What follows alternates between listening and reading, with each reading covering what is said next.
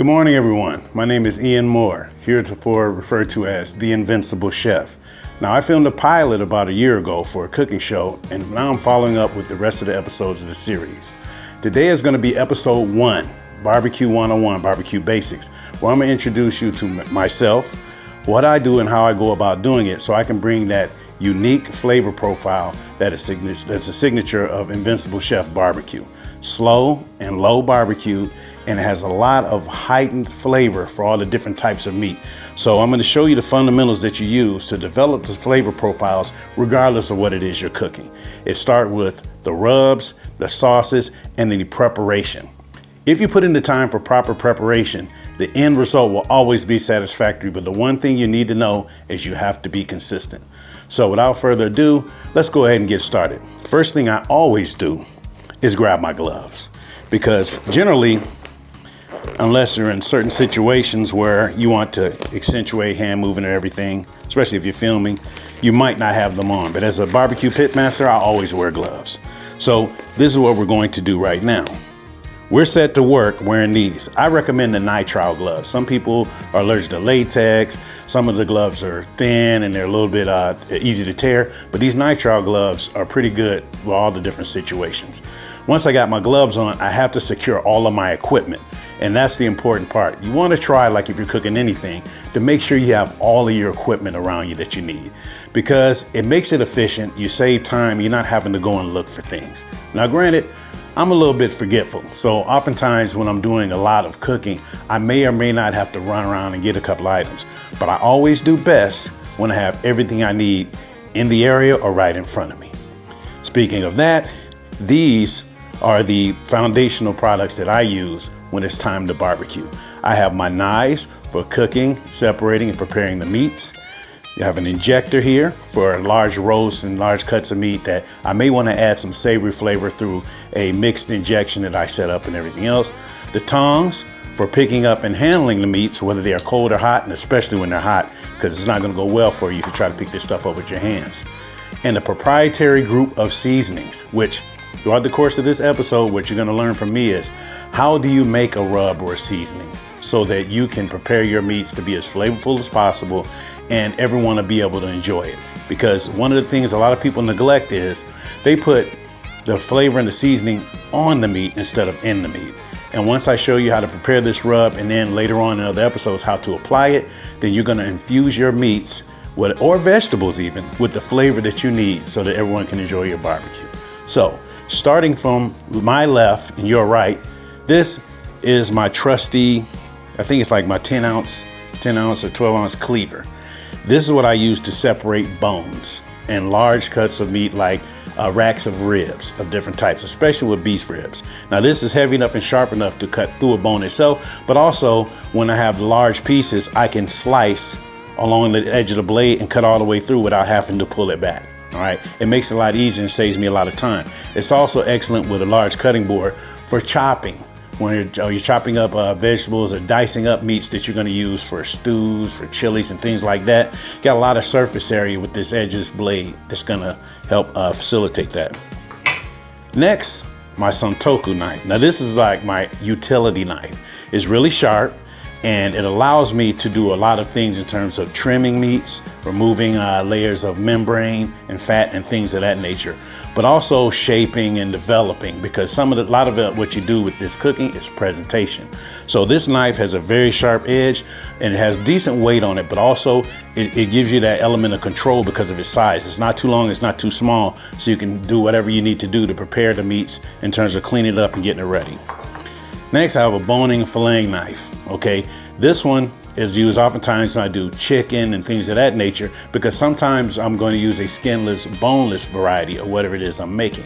And it's also sharp enough to help with the removal of membranes for things such as pork shoulders, sometimes with the ribs and things of that nature, because you have to have a nice thin blade, as you see here, to get underneath the membranes and manipulate it a little bit, but also to be able to get close to that bone and peel and cut these things back.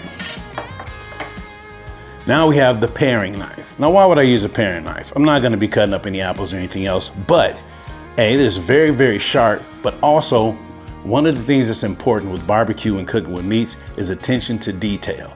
Now, you don't want to just hack away at the meats, and sometimes you want to be able to make very precise cuts. When, like I said earlier, when removing membranes, but also getting rid of some of the rough edges of the meat so that you can have a nice presentation, whether it be a brisket or a roast or something like that. This helps you to nip away at those rough corners and those jagged pieces or whatever, so that you can set your meat up to look as good as possible. But also, once again, with trimming back membranes and taking care of skin. The tongs. You cannot have enough sets of tongs, and I'll tell you why. One of the reasons is because of picking up hot meats and products, but another thing is separation. A lot of people have different dietary concerns, and more importantly, some people even have religious concerns regarding their food.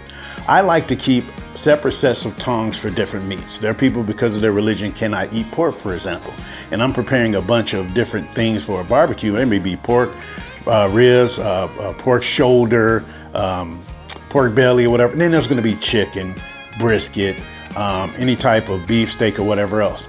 I have tongs and grills that I use separate for those meats, out of respect for the people's religious responsibilities and for some people that have dietary concerns. So it's a good thing to have several sets of tongs so that you can switch that around. And then the injector. Now, this is not an absolute necessity, but it helps a great deal. If you have large roasts and large cuts of meat, you want to infuse the flavor deep. Okay, and one of the things that you can do is you're going to use certain seasonings that are going to enhance the flavor profile of that meat. And when it starts to break down in the meat, that helps. But for the thicker cuts, your briskets, your pork shoulders, you want to make sure that you can get some juices that when it heats up will cook out through the meat with the natural juices, and it's going to enhance that flavor. One of the things you'll hear me say a lot is when you're having barbecue, the flavor should be in the chew, not just the bite. What I mean by that is when many people are doing barbecue, they like to put a lot of rub and seasoning on the surface of the meat after they apply it, and kind of thick. Well, that's good. But once the meat is done, if it's not applied properly, if the meat isn't scored, and if you don't take the steps to make sure you can infuse the meat with the flavor, you're gonna bite into a whole bunch of seasonings that helps the taste of that meat on the surface. And once you get to chewing, ultimately the meat will be pretty bland. So one of the things I like to do is ensure that that flavor that I create is injected in the meat, is rubbed into the meat, so that you can make sure that that flavor goes all the way to the bone. If you use all of these, and I'll be demonstrating this when I do preparation later on in different episodes of the show, you'll be able to get your meats prepared in a way that's going to make certain that it looks great, it tastes great, and everybody enjoys the experience. You kind of sign your name in a way when you're doing your preparation. So once again, this episode is going to be Barbecue 101, Fundamentals and Basics. Now that we see what tools we need to use, let's go ahead and go to one of the most important tools itself, which is the rub. Now, people have different preferences. Some people like it spicy, some people like it sweet, some people like it savory. I have several different rubs, but for the purpose of instruction and display here, I'm going to go with the universal, because the universal rub that I make can be used on pork, beef, fish, and chicken. And ironically, it can also be used for the vegetables, which I'll be cooking later on in this show. It has a baseline flavor profile that basically enhances the texture of whatever it is you're eating and the natural flavor. That combined with the smoke from the grill or the smoker itself gives you that nice taste that lasts all the way through when you're consuming that meat or that vegetable, whatever else. Once again, the flavor is going to be in the chew, not just the bite. So what we have in front of us here are some of the core ingredients, the foundational ingredients that people like to use for barbecue. There is onion and garlic powder, all right, mixed with a little bit of mustard powder. We have some mildly coarse ground sea salt. We have some coarse ground black pepper. We have some paprika and chili pepper roasted, and we have cumin. Now, this right here is the home run hitter, because any of the things that you're going to use for meats and soups and chilies, if you wanted to have that savory flavor and balance it out, cumin is one of the things that a lot of people don't understand how to use, but don't know that they should. So the combination of these, by proportion, mind you, is what makes a decent rub. But one of the things that I find to be most important is when you're preparing to use this rub, How's it gonna affect the meat? We know you're gonna provide it with flavor, but one of the keys that I like to tell people about is, and I'm gonna show you later, is when you have this sea salt, okay, to give the salty taste and flavor to enhance the all of the herbs and the seasonings you have in the rub, you might want to use a more coarse level of the salt. The reason being is, most times when you're smoking meats, it will receive the smoke solidly for a good 30 minutes to an hour and a half, if it's not scored. But when I put the coarse sea salt in with my rub, not only am I getting the flavor of all the other herbs and spices, but that texture of that sea salt, it scores the membrane and scores the muscle tissue. And when you score it using a coarse rub, it makes it porous, as in having tiny microscopic looking holes.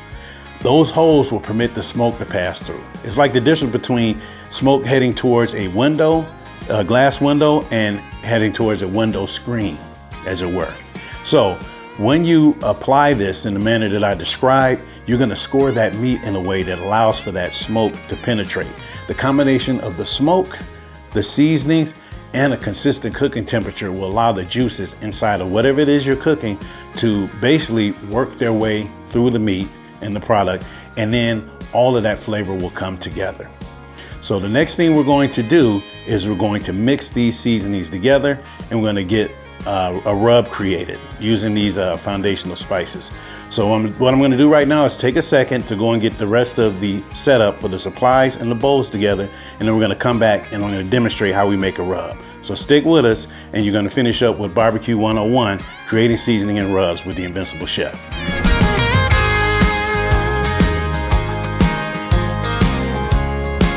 Back again, like we forgot something. We're gonna take this mixing bowl and we're gonna apply the combinations of seasonings that are part of our foundational rub.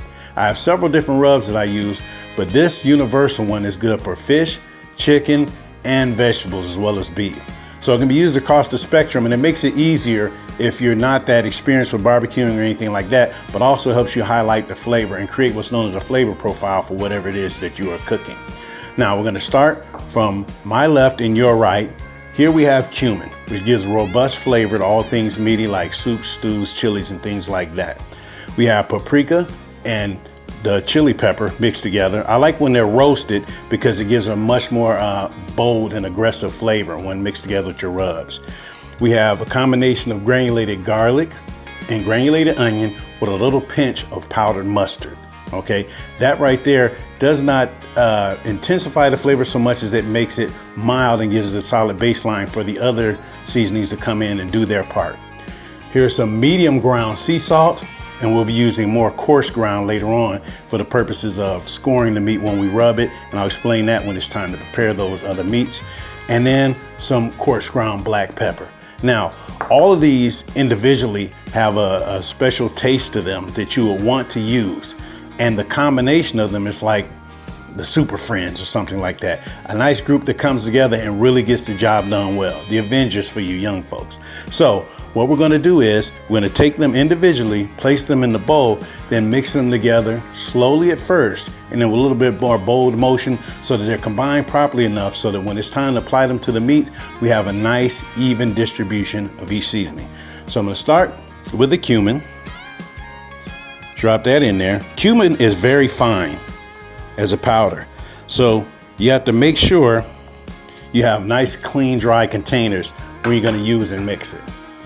Now, this paprika and this chili pepper are kind of the same as far as texture, but obviously their flavor makes things really, really mellow. And that combined with the cumin and everything balances out the flavor of the meat, makes it robust. Then we have the granulated onion garlic with the powdered mustard.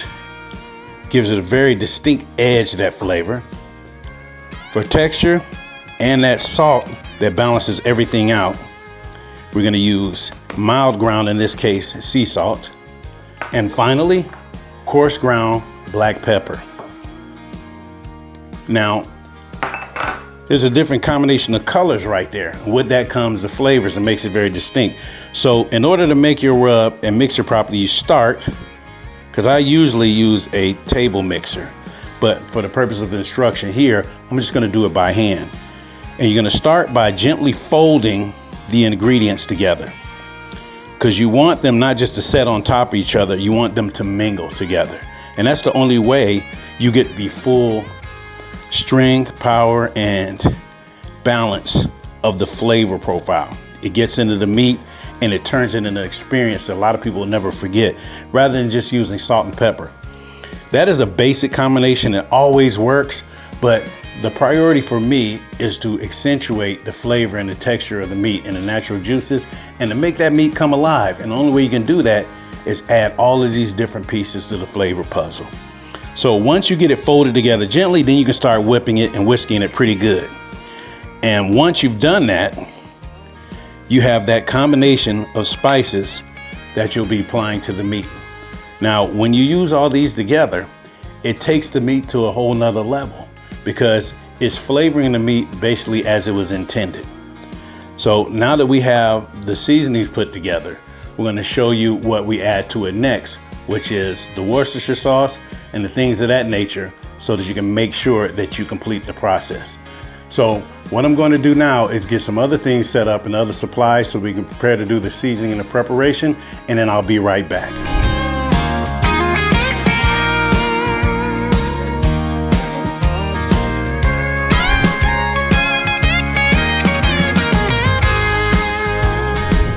Ladies and gentlemen, it is now time for a superstar. This is the Universal Invincible Chef Rub. Like I described before, we took those 5 ingredients and mixed them together. And this right here is gonna have you undefeated on the grill, because it has enough balance of flavors that it'll work across any different type of meat. Anything from fish to chicken to beef to pork, and even the vegetables, which I'll demonstrate when I cook later in the show. But here's a little tip that a lot of people may not know, or they may, because everybody has different barbecuing techniques. The one way to take all of that flavor to the next level is to use a proper Worcestershire sauce. And the reason why is because of the acidic nature of this liquid right here. It starts the breakdown of the seasonings. Now, what I do is generally I put on a light smattering of the rub, and I use the coarse texture of the rub to score the meat, to create those little holes like I told you about in the muscle and the membrane.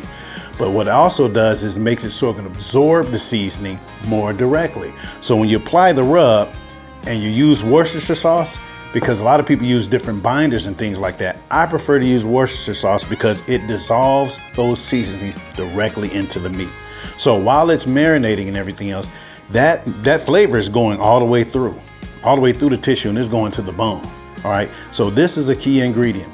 You apply a light smattering of the rub to use it to score, because you can see here I have a little bit of the coarse ground sea salt that I added, all right, to make sure for detail and everything else. These large crystals are going to be what goes back and forth and scrapes and scores the meat and the membrane, creating those holes that allow smoke to penetrate. But more importantly, at this stage, it's going to allow the seasonings, which are being dissolved in this Worcestershire sauce, to penetrate that meat fully. So by the time you get it on the grill or in the smoker, which is my preference, you're going to be set up for success in terms of generating your flavor profile. So now that we know this, and I'm going to tell you, I'm not a gatekeeper, because I want all of you to be able to make excellent barbecue. Heck, I might even know you and I might come to your house, and I don't want to eat any nasty barbecue. So every one of these tips you can use, put in your tools box, and you can make sure that you can be an invincible chef in your own way. So what we're going to do next is show you how do we prepare the cooking area, the grills, the smokers, and things like that. We're going to deal with the mediums we use. I prefer oak in that case, and in the combination of that and flavor chunks of different wood, whether it be apple or cherry. But we're going to go outside to the Invincible Chef grilling area, and we're going to look at some of my smokers, which I'm going to introduce you to them personally because they're very close friends of mine, and I'm going to show you how I load them and how I use them to create what is known as Invincible Chef Barbecue. So stand by. We're going to go ahead and get out to the grilling area. I'm going to take off my chef coat so we can go ahead and be comfortable because it's a little bit hot outside. And we're going to make sure we give you an opportunity to see where the magic happens. So with that said, we'll be right back in a few minutes, and we'll start up with grill prep. All right, everyone, we're back and we're in the inner sanctum, the barbecue area. All right. Now, One of the things I wanted to show you is that you can do barbecue whatever way you want. You can use a stick burner, burn wood, you can use a pellet grill or whatever else. But what you need to be concerned about is making sure you have temperature regulation, which is kind of finishes the loop based on all that preparation you did before. Now, I want to introduce you to my closest friends. Over here we have Black Betty. This is my reverse flow smoker, all right? It has 3 shelves in it, you know, and it does a good job with the briskets and the ribs and things like that. And it's kind of fun to use. I like that one. But the star of the show is my man, Walter L. This smoker, named after my grandfather, who was a great big Bears fan and everything, and one of the people that first got me into like barbecue and stuff like that, is 7.5 feet tall, 6 feet wide. It's a custom build. When I was getting ready to retire from the Marine Corps, my Marines in engineering built this for me out of a steel weapons cabinet. Now, the thing about Walter L is, when I do large events, because I do catering for anywhere from 25 people to 4,000, Walter L can handle all that heavy lifting. It has 5 shelves going all the way across, and it can smoke anywhere from 350 slabs of ribs at one time, or 340 briskets, or close to 500 pork butts, or 1,800 pounds of chicken, or any combination thereof, depending on what you're doing. And this is the principal smoker that I use, really getting after it. And the purpose of coming out here and showing you all this is the preparation phase. With Barbecue 101, you have to be able to set a fire, okay? You have to be able to set the stage so you can generate that heat, that consistent temperature that's going to make sure that you're going to be able to have a good barbecue product. Also, you're going to be using wood in this case. For example, I'm going to use is Walter L here, how to fire up that wood properly so that it's going to burn evenly, burn long, and give you that smoky flavor that you're looking for. So right now I'm going to walk around here to the rear where the firebox is. Walter L has 2 large steel fireboxes. They both weigh about like 150 pounds, and they can each hold 300 pounds of wood. At this time, the wood of choice is red oak.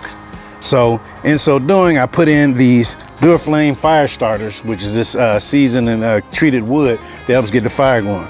I'm gonna use my new toy, which is a benzomatic torch that allows me to get the fire done in an accelerated manner. So when I pull that trigger, it really spits the flame out like a torch. So, when I do this, you see, fire's already going. I hit it one more time. That way, you can get the fire without any questions being asked. One of the things that a lot of people trip up with is they start the fire and they walk away from it before they're sure that the combustion is where it's supposed to be. So you want to get in a situation where you have a little bit of room between the logs, so they can breathe, and then you have your accelerant, which in this case is these fire starter sticks, set in between that breathing space, and you light there, and it's gonna feed that fire. So that being done, we take this and push it back in there so we can close it. I'll move this out the way. That smoke is already making its presence felt. Shut these doors, and then it's already set. And eventually you see the smoke coming out of the stacks there. The way this particular smoker is designed is that the bottom is cut at an angle, and the smoke that comes up from the firebox goes up at the angle, hits a lip on the back of the wall, and starts to roll all the way through each of these baskets, and then is forced out of these smokestacks. I designed it and the Marines built it for me. And let me tell you, it's quite the achievement. It took about like 8 months. Now, you look at the cool stylings on there. There were quarter-inch thick, there's quarter-inch thick steel panels that were in here when it was a weapons cabinet. So what I did was I cut them out with an angle grinder, and then the guys used a water cutting blade, and they cut out the shapes from a stencil, the numbers, which represent my favorite Hall of Famers, offense and defense, and obviously my grandfather's name. On the back is the name of my company, Invincible Chef Barbecue Company. So when I take this to events, it gives people a little bit of eye candy, a conversation piece, and it does a lot of heavy lifting for me as far as getting the smoking done. So when I have all these different events where it's a lot of people, I can get a lot of product taken care of at the same time and get a lot of people satisfied. So what we just did was showed you the fundamentals of barbecuing, starting with the preparation tools, the knives, the injector, and all of those things. Then we showed you the base ingredients for a nice universal rub. Combine those ingredients so we got that color and texture we need. We apply that to any of those meats that we're going to use. Is going to make it taste great, create that flavor profile. The final piece to that is to insert it in a smoker. Now I have a variety of different smokers, but all of these are set so that I can regulate the temperature that I need so that I can smoke these meats to a nice, delicious finish. If you combine the preparation phase, the seasoning and marinating phase, and then the cooking phase, what you're gonna do is create a delicious barbecue product that makes people keep coming back for more. You can make your name with this, whether it be in the backyard or whether you're in business. My name is Ian Moore, known as the Invincible Chef, and this has been Barbecue 101. Stick with me for the rest of the episodes, and we're gonna apply these fundamentals to the preparation of different meats and even vegetables so that you can ensure that you can have a comprehensive barbecue experience. Thanks for watching, and we're gonna see you again in the next episode.